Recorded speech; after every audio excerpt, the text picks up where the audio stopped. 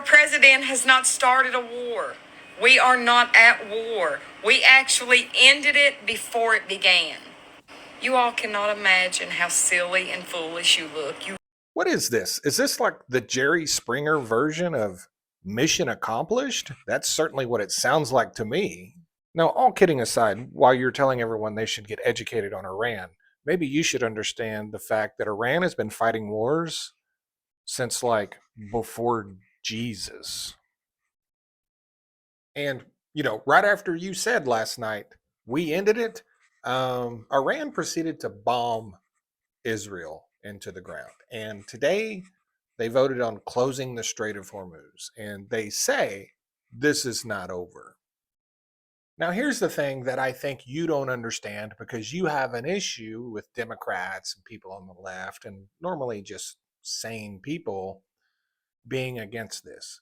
The thing that you are missing is that Donald Trump went against all of our 18 or so intelligence agencies and just did what he wanted to do because one of the biggest war criminals in the world, Benjamin Netanyahu, told him to. Yeah, because he told him to. The fact is, Americans generally support when our government does things that actually protects Americans. You know what I'm saying?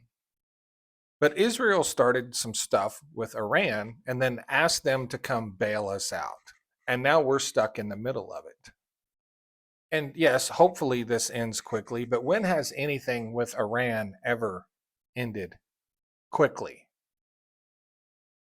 And even if you think this ends in a week or whenever, it's not over. It's never over for Iran because 6 months after we think it's over, they're going to use terrorists to blow up some ship. Yeah. We had a deal with Iran that was supported by all of our allies that prevented them from obtaining a nuclear weapon. And Donald Trump decided to tear that up. And then he came back and said, they're making a nuclear weapon. We got to do something about it. Even though all of our intelligence agencies said, no, that's not a thing. Now, I know you're trying to get to heaven as quick as you can, and that's why you think you need to support Donald Trump and Israel. I get the whole religion thing. I understand that. But what you and other people like you and Donald Trump don't seem to understand is this is not over by any stretch of the imagination. And the fact that you think this is shows how completely uneducated you are when it comes to dealing with Iran. Unbelievably uneducated.